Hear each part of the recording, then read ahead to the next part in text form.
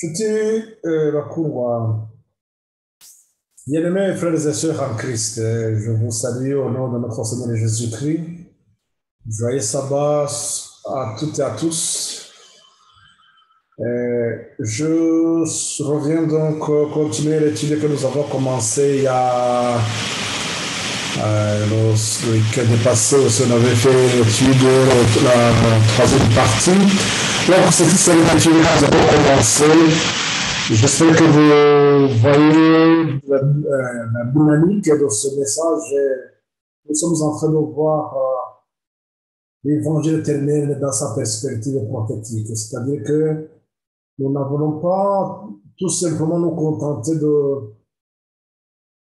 de recevoir les enseignements, je dirais, de base,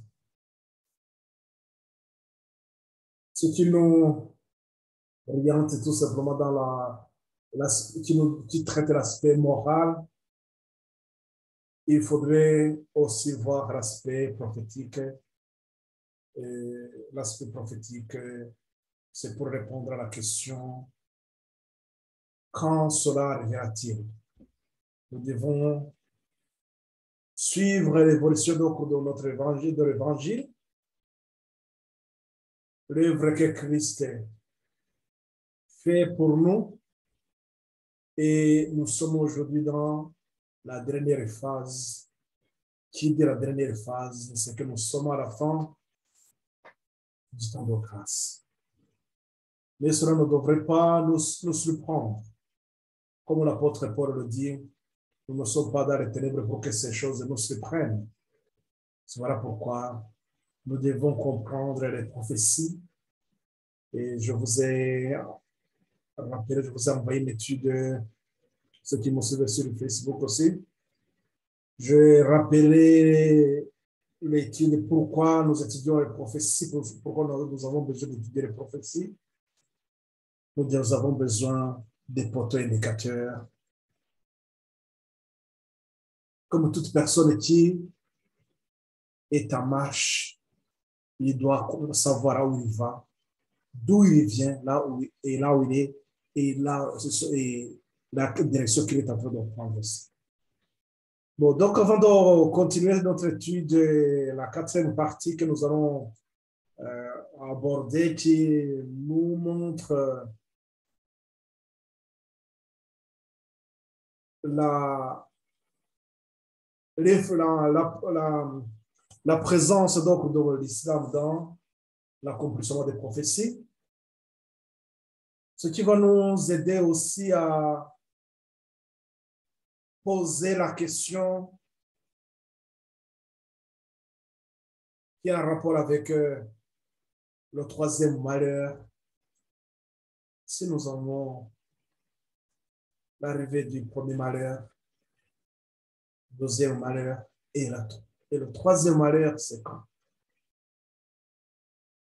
Comme Jacques il faut l'investigation, nous devons chercher et comprendre et comment à chaque période de l'histoire, à chaque époque, à chaque étape de l'histoire de l'Église, il y a un message approprié, ce qu'on appelle la vérité présente. Prions tout d'abord pour que le Seigneur nous accompagne dans cette étude.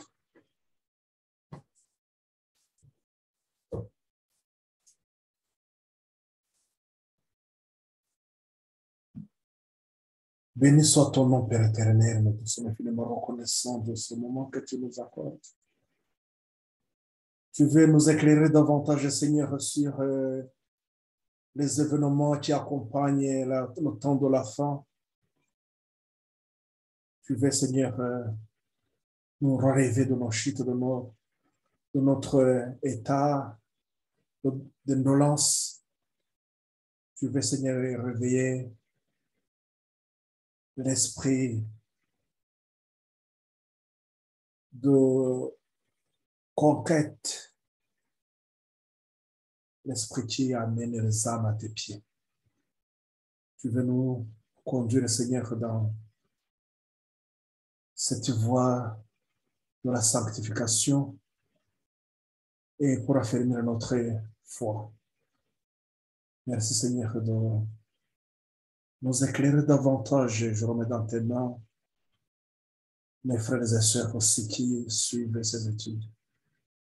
Ceux qui vont être avec moi maintenant, ceux qui suivront ça plus tard aussi, Seigneur, qu'ensemble, nous puissions bénéficier de ta grâce, que tout cela soit béni en ton nom, Père. Merci de nous accompagner, que tout Saint-Esprit nous éclaire davantage. On est pour la gloire de notre Seigneur Jésus-Christ, nous te remercions, Père.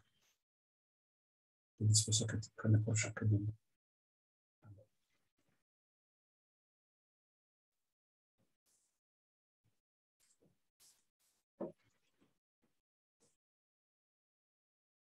Alors, donc, nous continuons dans notre étude.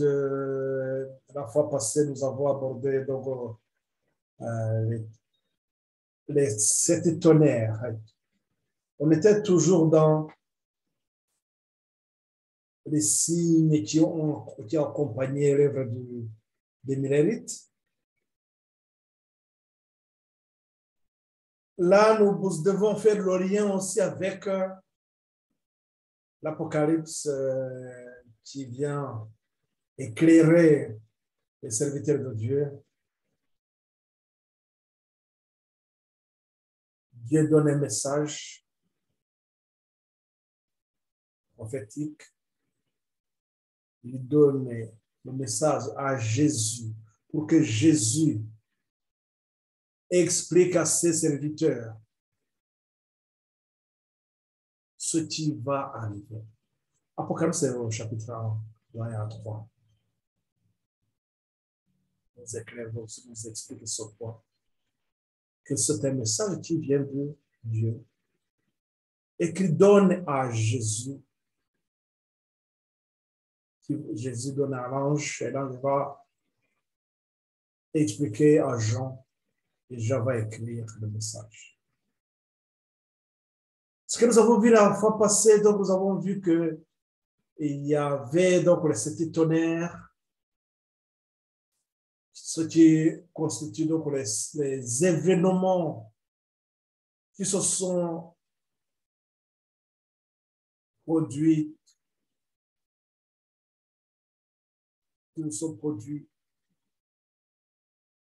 sous le message du premier et du deuxième ange. Donc là, on est en train de parler de la ligne de réforme des Bénédictes. Cette ligne de réforme qui prépare l'Église à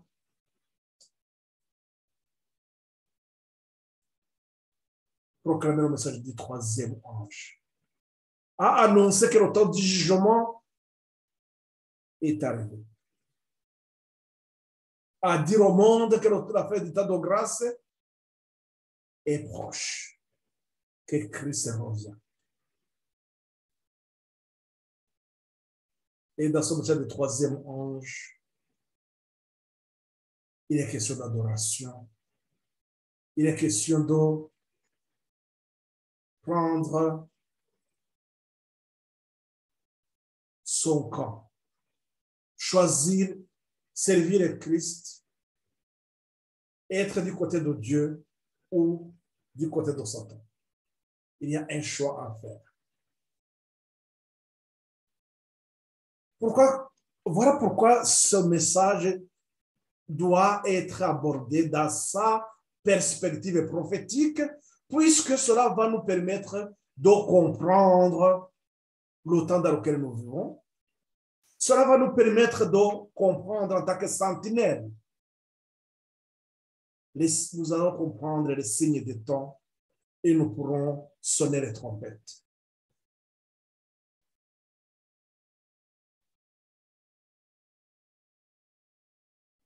Ce message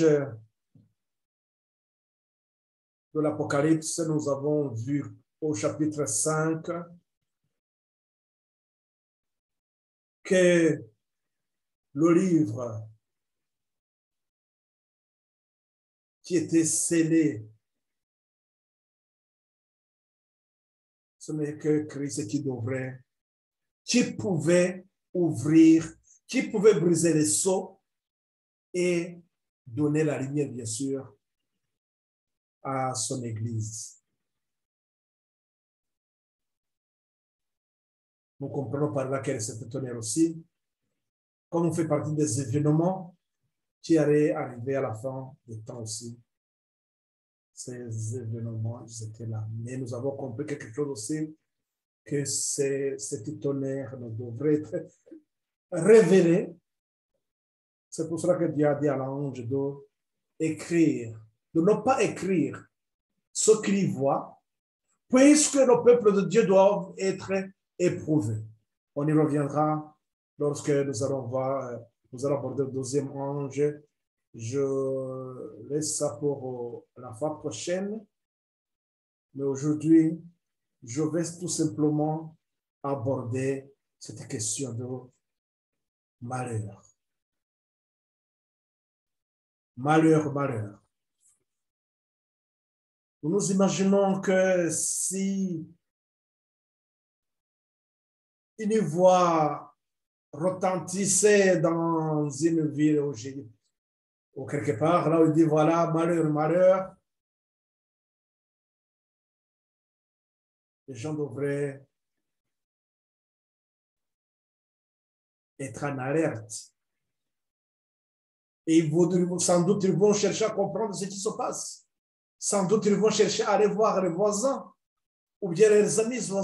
Aujourd'hui, avec les téléphones, c'est qu'on va appeler à gauche, à droite, on va dire qu'est-ce qui se passe, qu'est-ce qui se passe.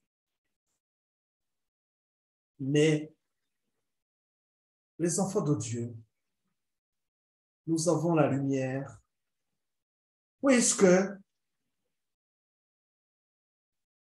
les révélations de l'Apocalypse a été donnée pour éclairer les centenaires des derniers temps, pour qu'ils puissent comprendre l'époque dans laquelle nous vivons. C'est pour ça que nous faisons le lien avec ce message des derniers temps, avec donc ce qu'on appelle la vérité présente, c'est-à-dire c'est pour inscrire le message, l'évangile éternel dans sa perspective prophétique, le mettre, savoir faire, le mettre en phase avec le temps dans lequel nous vivons. Mais qui peuvent faire ça? Ce ne sont que ceux-là qui ont été avec Christ lorsque Christ brise les sceaux, ceux-là qui sont dans le message des derniers temps, qui ont compris que nous sommes dans la dernière phase de l'œuvre, ceux qui sont dans le message des trois anges. Nous allons partager, je vais vous partager l'écran comme d'habitude pour que nous puissions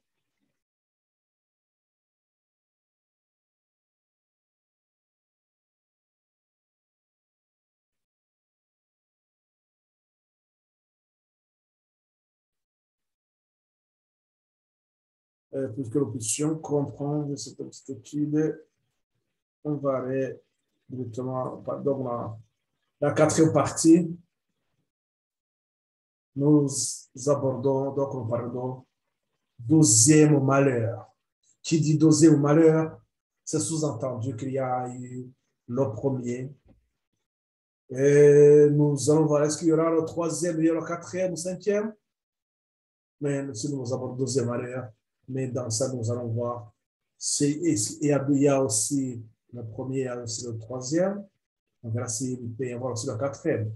Mais nous devons comprendre que ce message aussi du deuxième malheur, même si nous l'abordons au moment où nous préparons à faire le troisième ange, nous comprenons par là effectivement que ce message, ce deuxième malheur ne vient pas dans ce message du deuxième ange, Sans doute le premier aussi n'est pas dans le deuxième ange, plutôt du troisième ange.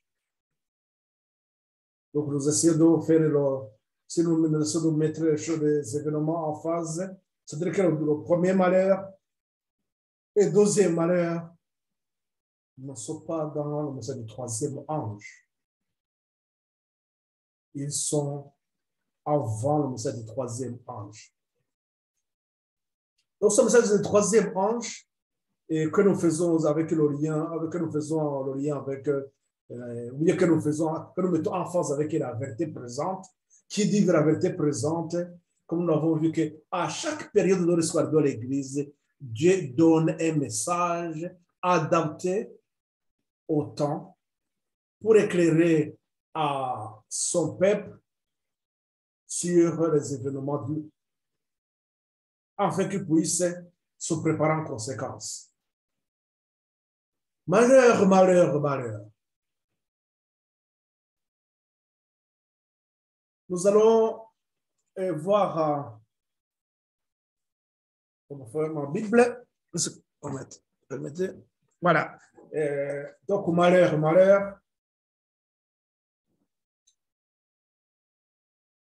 Lorsque nous lisons dans l'Apocalypse au chapitre 8, l'Apocalypse au chapitre 8, verset 13, il est question des trois malheurs. Il nous est dit ceci, j'ai le texte, je vais utiliser ce que j'ai sur l'ordi directement. Je regardais et j'entendis un aigle qui volait au milieu du ciel, disant d'une voix forte, malheur, malheur, malheur aux habitants de la terre, à cause des autres sons de la trompette des trois anges qui vont sonner. Il nous est dit qu'il va y avoir trois anges qui vont sonner les trompettes, et dans ces trompettes, il va annoncer quoi? Il va annoncer les malheurs. Malheur, malheur, malheur. Donc, il y a trois malheurs qui sont cités. Donc, ces trois malheurs seront prononcés par ces trois anges. L'Apocalypse 9 au chapitre 12. Il nous a dit que le premier malheur est passé. Voici, il vient encore deux malheurs après cela. Donc, la confirmation, c'est que nous avons trois malheurs. Le verset 12 nous dit qu'il y a eu le premier malheur est passé et voici vient encore deux malheurs après cela. Le sixième ange sonna de la trompette et j'entendis une voix venant des quatre cornes de l'autel d'or qui est devant Dieu et disant au sixième ange qui avait la trompette, bénis les quatre anges qui sont liés sur le grand fleuve d'Euphrate. Et les quatre anges qui étaient prêts pour l'heure, le jour, le mois et l'année furent déliés afin qu'ils tuassent le tiers des hommes.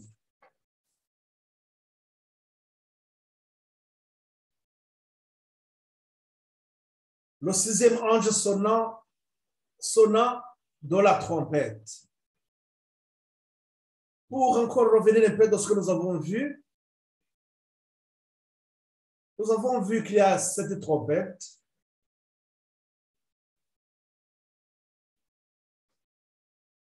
Nous avons vu qu'il y a sept trompettes.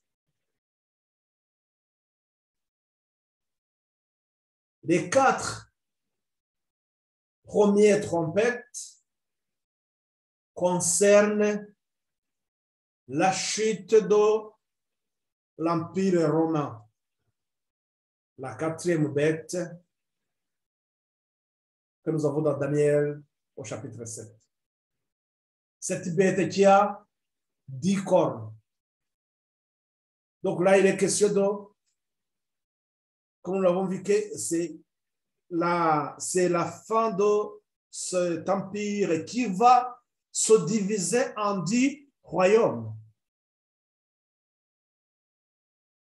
Donc, ça veut dire que la fin, donc la division de ces royaumes, de cette quatrième bête, ou bien de Rome, tout simplement, cette décadence est décrite par les 4 trompettes. Les 3 derniers trompettes concernent, plutôt les 3 dernières trompettes sonnent les malheurs. Malheur, malheur, malheur. Et ces 3 dernières trompettes concernent le rôle de l'islam dans l'accomplissement des prophéties.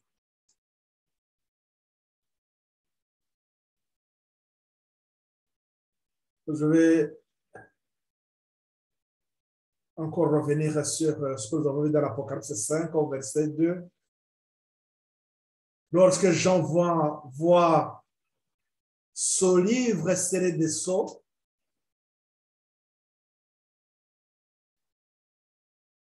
ce n'était que Christ et seul qui pouvait briser les sceaux. Nous avons vu qu'à l'ouverture du 6e sceau, c'est à ce moment-là que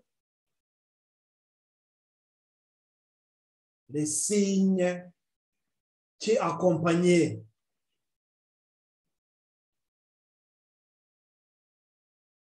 l'année 1798, le temps de la fin, le temps qui avait été annoncé par Christ sur le mot des Oliviers dans Matthieu 24, au verset 3.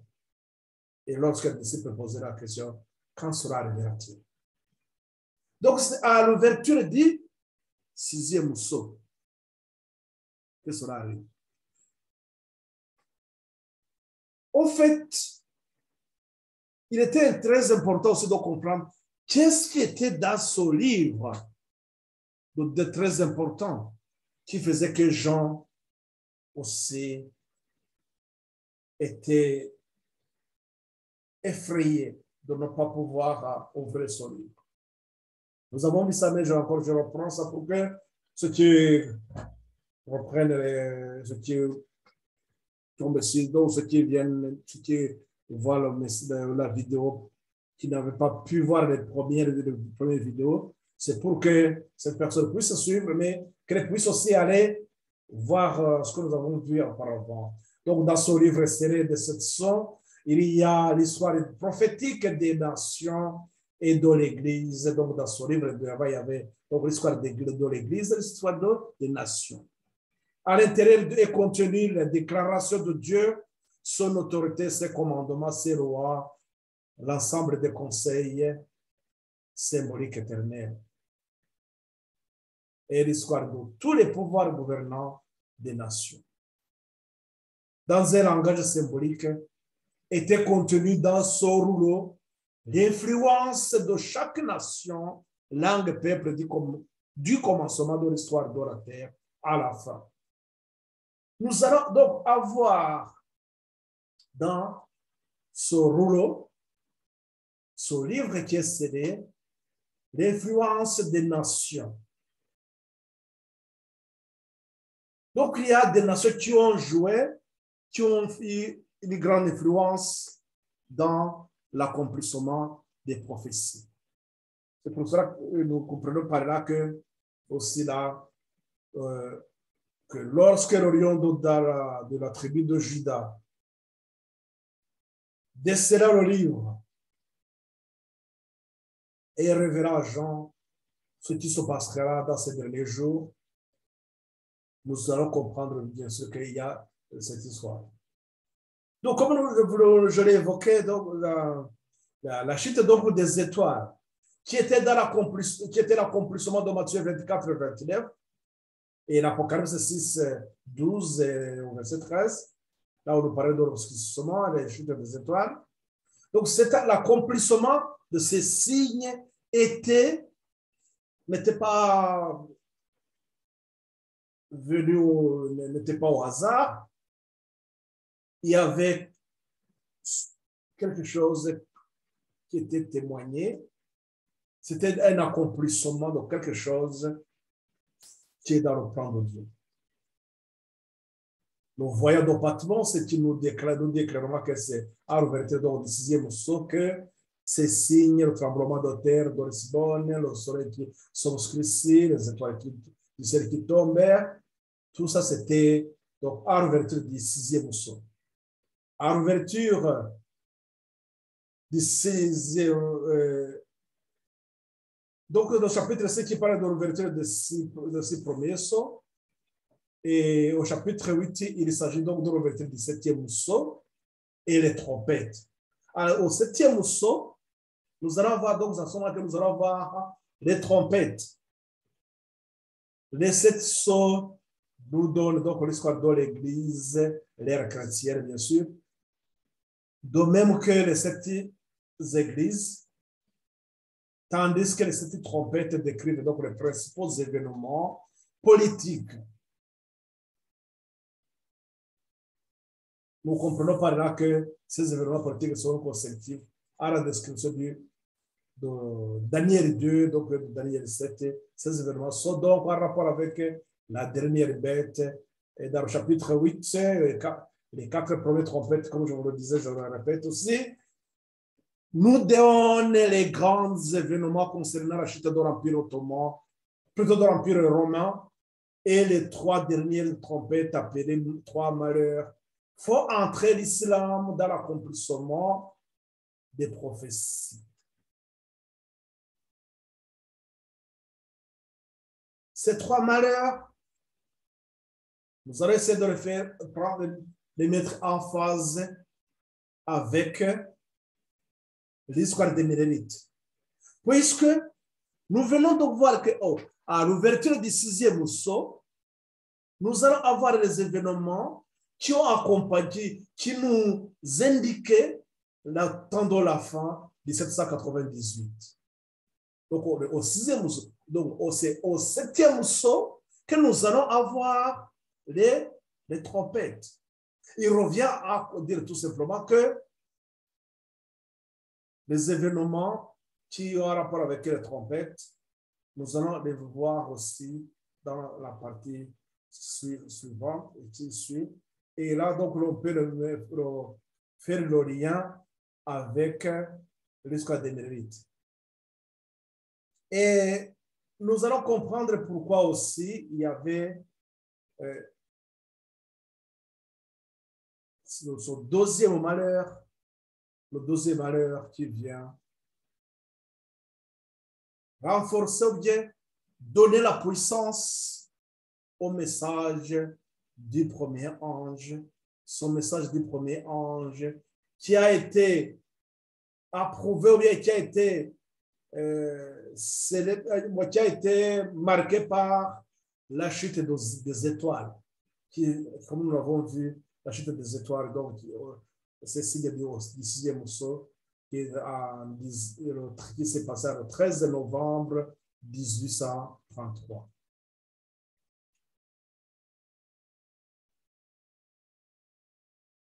Nous allons voir aussi que ce message donc, du premier ange qui est annoncé par William Miller, et il y a aussi Josiah Litch qui vient accomplir, donc amplifier son message, donner la puissance à son message lorsque il expliqua Apocalypse 9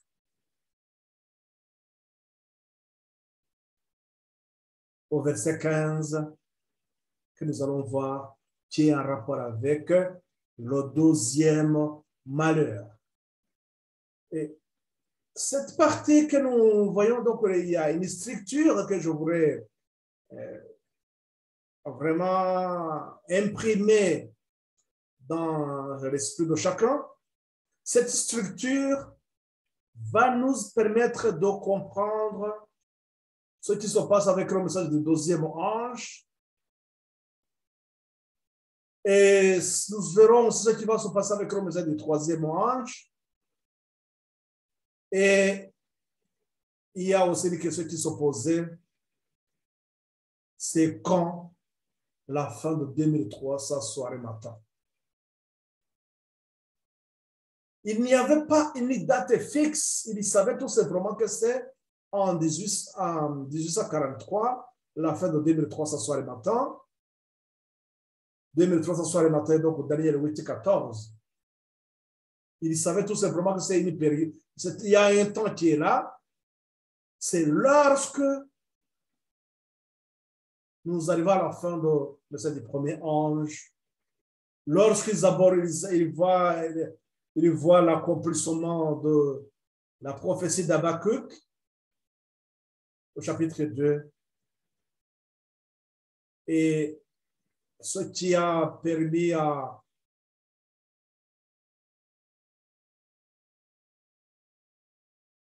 Charles Fitch d'élaborer ou bien de faire cette carte de 1843 sur laquelle il y avait les prophéties de Daniel et de l'Apocalypse.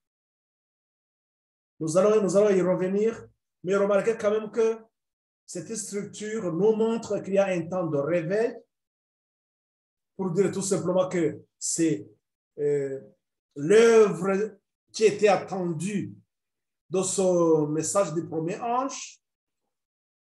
Et nous avons aussi l'œuvre de l'ennemi, ministère de l'iniquité. Satan qui s'acharne contre ce message, qui ne lâche pas, qui veut garder toujours un grand nombre de gens avec lui. Mais il y a toujours ceux qui vont résister et qui vont rester attachés à la lumière qui leur a été annoncée. Donc, comprenant cette lutte dans ce message du premier ange, donc nous avons le réveil et il y a l'opposition aussi qui va chercher à entraver l'œuvre qui est en cours.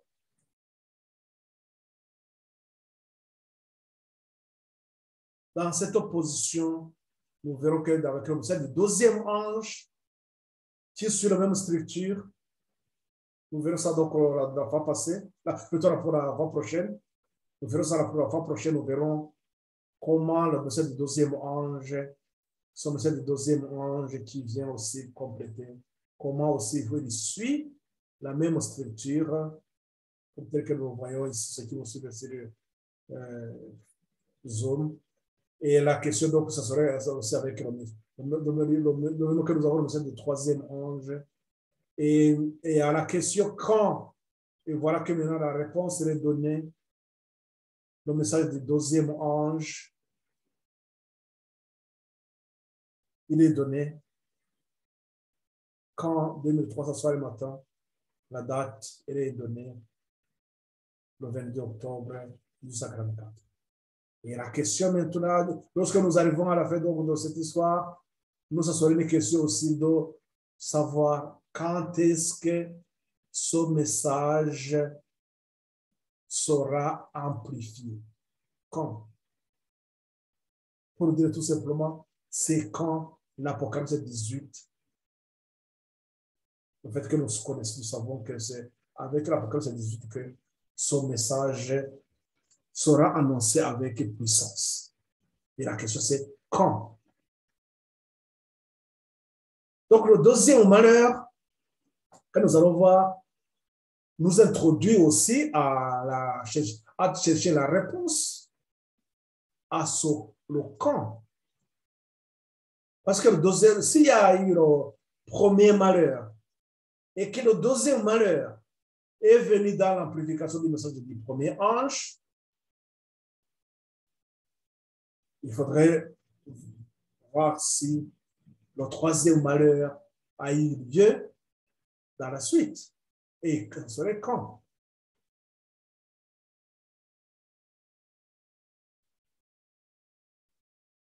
Si nous comprenons bien le crime dominé, nous verrons ça dans la deuxième et dans la partie la prochaine fois. Nous verrons que si nous avons bien compris le crime dominé, c'est que nous pourrons aussi comprendre le grand cri qui vient lors de la purification du message du troisième ange. Donc, l'Apocalypse 9 au chapitre, plutôt l'Apocalypse au chapitre 9 au verset 15, qui déterminait la chute de l'Empire ottoman. Rappelons-nous que nous avons vu que les 7 sceaux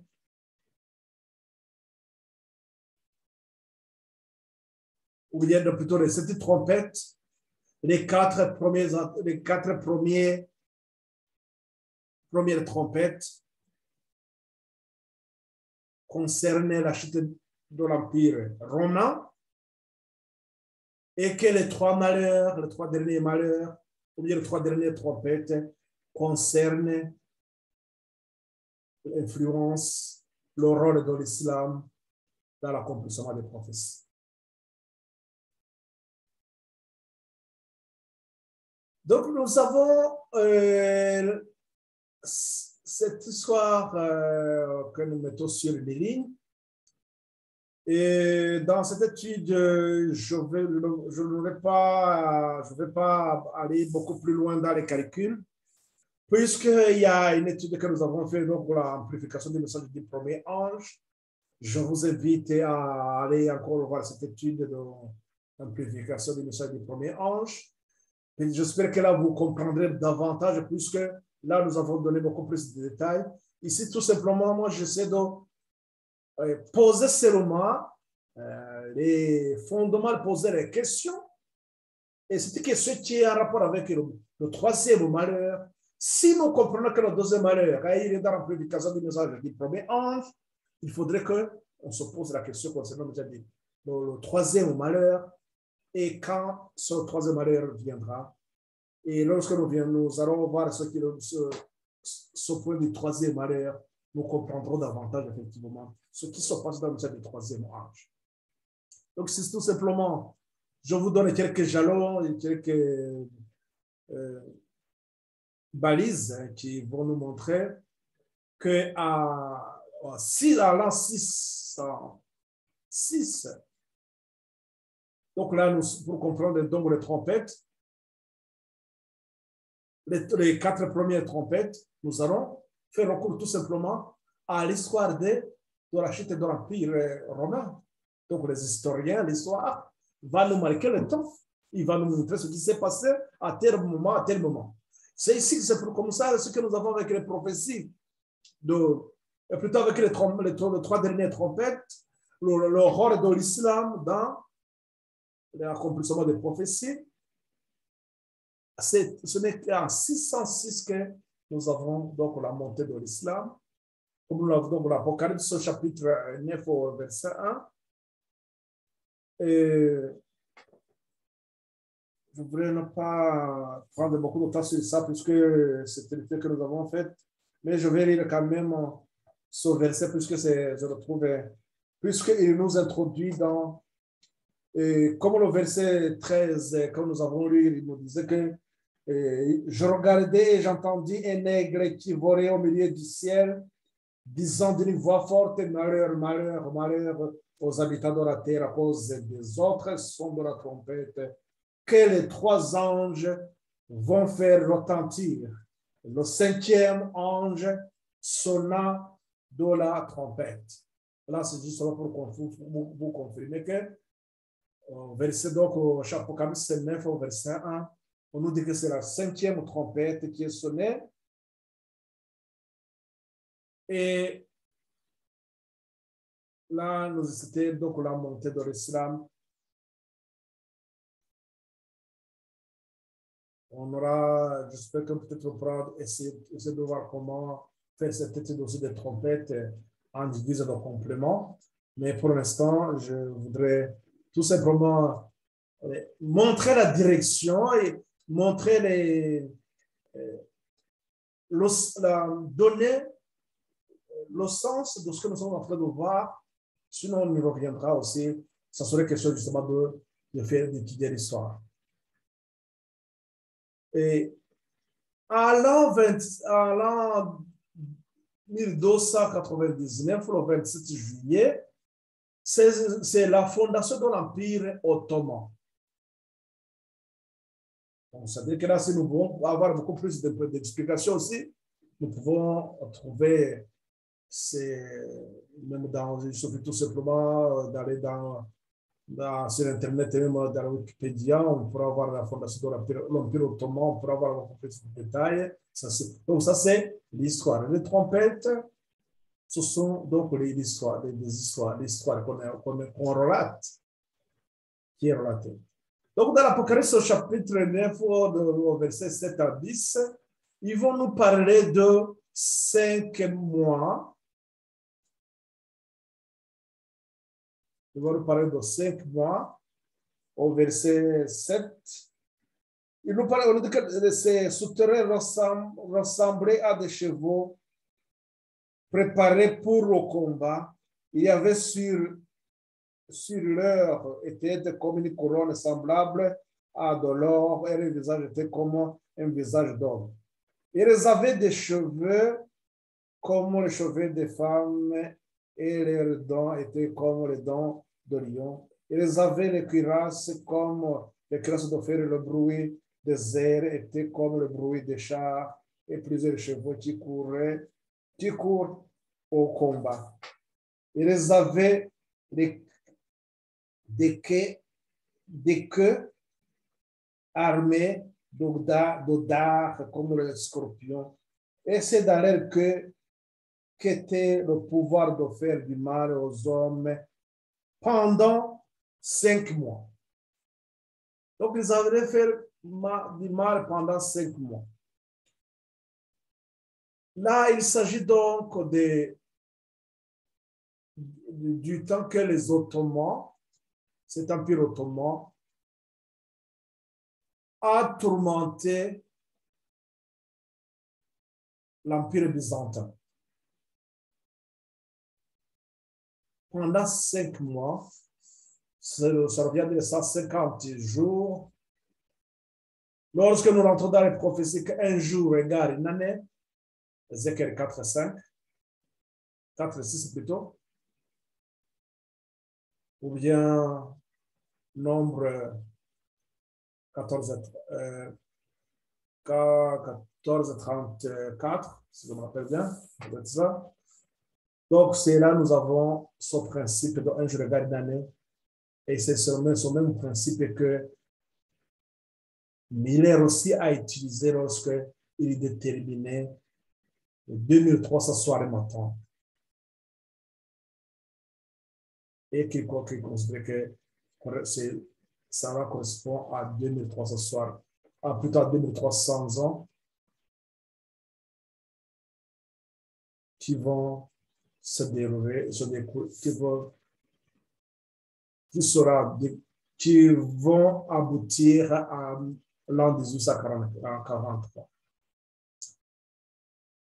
Lorsque nous prenons les 150 ans et nous les ajoutons à 1299, nous arrivons à l'an 1449, c'est-à-dire c'est la fin du premier malheur.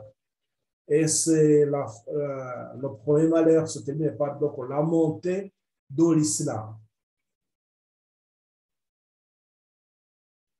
L'islam, qu'est-ce qu'il va faire? Il va s'attaquer aussi aux Turcs. Donc, quand on parle de l'Empire ottoman, c'est la Turquie d'aujourd'hui. Donc, c'est cet empire ottoman. Il avait aussi Sultan. Et Sultan a été calculé par Josialitch, celui-là qui donnait, donc, qui vient donner la puissance au message du premier ange. Son message que Miller annonçait, qui préparait le peuple donc à retour du Christ. Donc l'Apocalypse 9, comme nous l'avons vu dans le verset 13, au verset 13, plutôt par le verset 12 d'abord, il dit que le premier malheur est passé et voici il vient encore 2 malheurs après cela. Et au verset 13, c'est le 6e ange sonna de la trompette et j'ai entendu une voix venant des 4 cornes de la terre d'or qui est devant Dieu et disant au 6e ange qui avait la trompette, délie les 4 anges qui sont sur au grand fleuve Euphrate et 4 anges qui étaient prêts pour l'heure, le jour, le mois et l'année.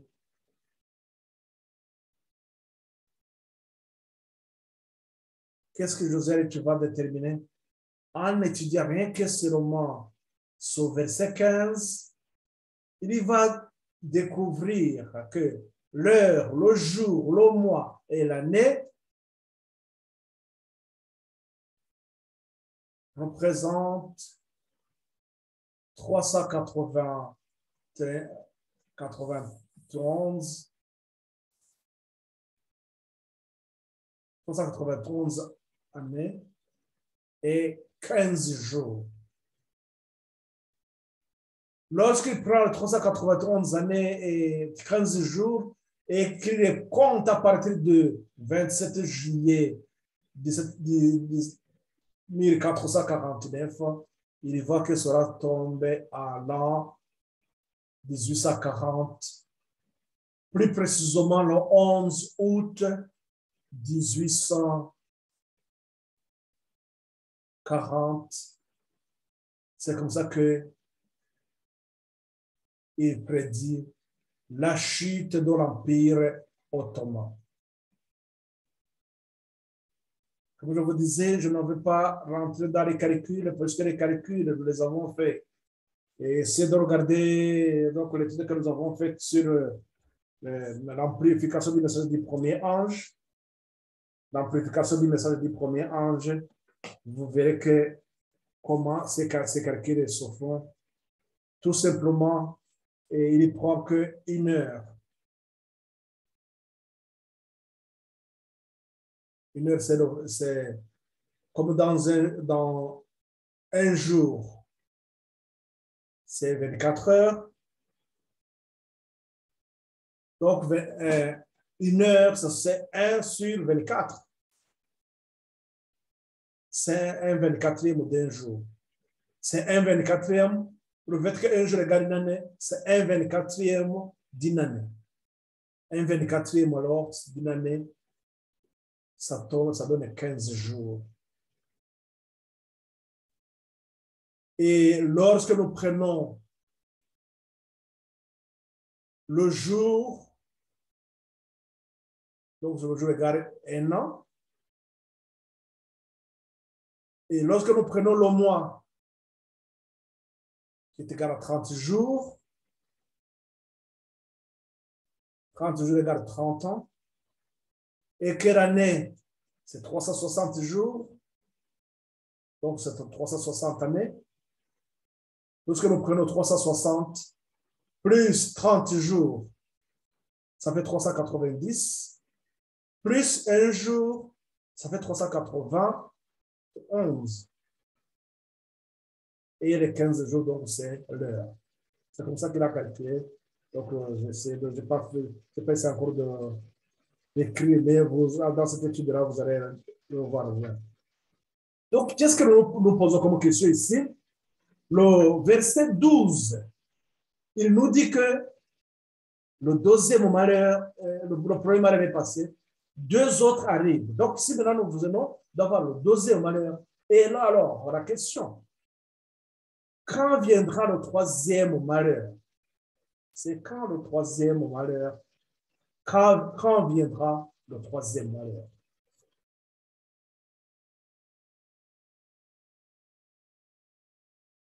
En nous posant toujours la même question, que c'est le troisième malheur qui va arriver aussi, nous attendons que ça soit aussi toujours, nous aurons toujours le rôle d'influence toujours de l'islam. Il y aura l'islam aussi qui est les trois malheurs, c'est l'islam. Le premier, le deuxième, le troisième, aussi, c'est l'islam.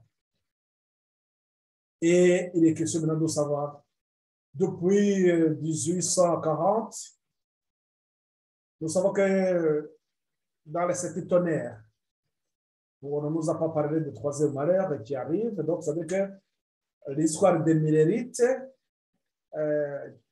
qui s'achève en 1844, et qu'après 1844, nous commençons donc le troisième ange. Donc, nous comprenons que le troisième malheur sera forcément dans cette période-là qui constitue le troisième ange. Il est question de savoir pourquoi faire. Pourquoi nous aurons affaire à un message au troisième malheur, dans ce message du troisième ange. Et nous avons aussi des questions que nous nous posons. C'est quand l'amplification du troisième ange. Donc, vous voyez que dans cette période-là, qui commence donc depuis 1844, donc sous le message du troisième ange, nous nous posons des questions majeures aussi. C'est quand le troisième malheur que nous voyons qui forcément va arriver dans le message du troisième ange. Et c'est quand l'amplification du message du troisième ange qui est l'application de l'Apocalypse 18 qui est aussi dans cette partie-là.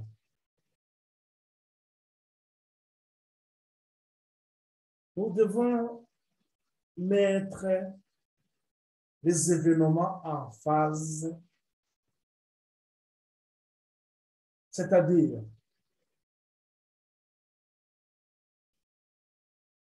les sceaux ou de l'histoire de l'Église, la mettre en phase avec les événements, c'est-à-dire l'influence des nations dans le trompette. En les mettant en phase, nous comprenons quels sont les trompettes doit être sonné. On ne sonne pas la trompette au hasard, comme ça, n'importe quand, n'importe comment. Les trompettes sont sonnées dans le temps fixé. Et chaque trompette aussi a son son. A son son. Ceux qui écoutent un son, pas de une trompette, c'est une trompette de guerre, c'est une trompette de joie. Donc, nous devons connaître la trompette qu'il faut sonner. Le son de la trompette qui doit être sonné. Les sentinelles doivent connaître le son de la trompette. Je vais arrêter cette étude ici. Vous invitez encore une fois, vous exhortant à aller voir cette étude que nous avons fait,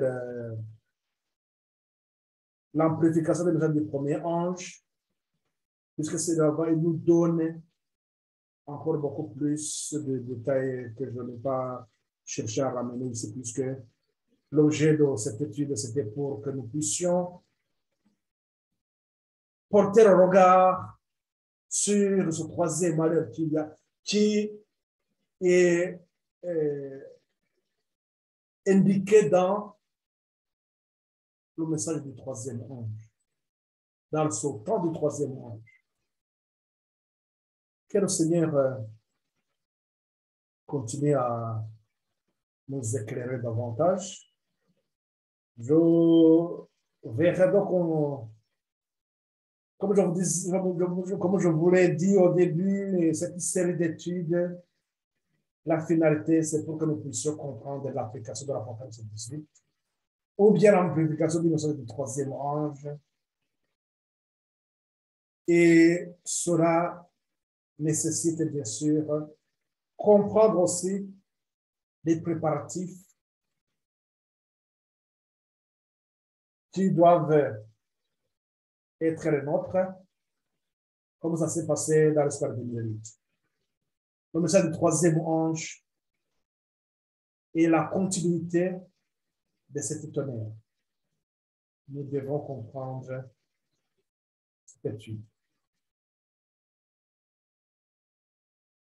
La servante du Seigneur nous dit, nous n'avons rien à craindre de l'avenir, si ce n'est oublier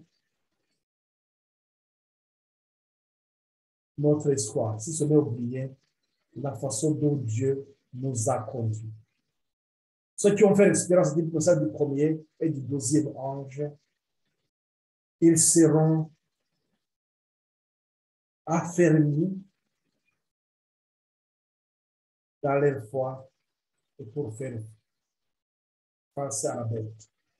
Lorsque leur foi arrivera au moment d'être éprouvée, il le trouvera solide comme un roc et il sera scellé, ils sont de Dieu et il faut faire face à la bête, comme les trois compagnons de Daniel l'ont fait lorsque ils étaient menacés de se prosterner devant la statue. Ils ont dit jamais, jamais de la vie, même si Dieu ne nous protège pas, nous n'allons pas nous prosterner devant une marche. Nous adorons le Dieu Tout-Puissant, Créateur de la terre et de la mer. Notre Créateur, c'est celui-là que nous devons adorer et pas la bête.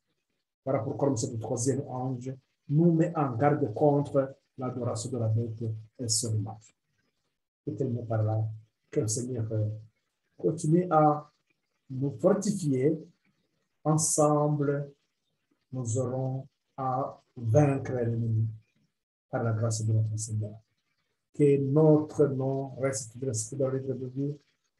Nous devons être cela, nous devons être dans cette voie de la sanctification. C'est-à-dire le deuxième ange, faire cette expérience bien mérite.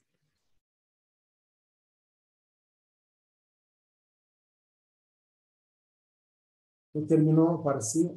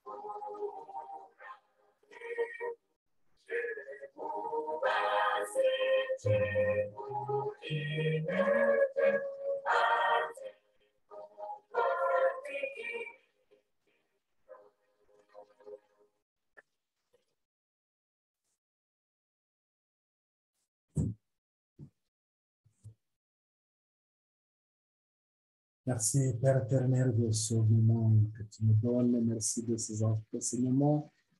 Tu viens de nous rappeler, Seigneur, combien nous devons et comprendre les événements. En tant que centenaire, nous devons être à l'écoute et savoir le son de trompette. Seigneur, alors que nous nous posons des questions quant à l'arrivée du troisième malheur, certains ont compris, il y a d'autres, je dirais même une grande majorité, de ceux qui sont dans le message de trois anges, n'ont pas compris l'arrivée du troisième malheur. Je te remercie, Seigneur, de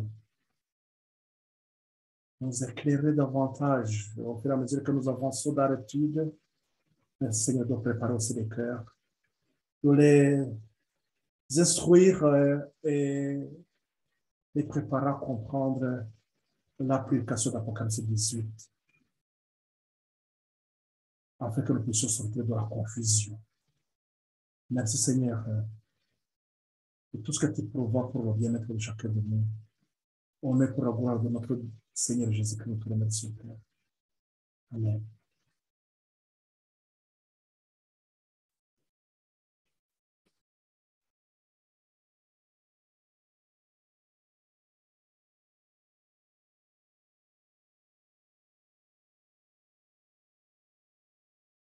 Nous terminons donc par ici. À la prochaine occasion, que le Seigneur vous accompagne.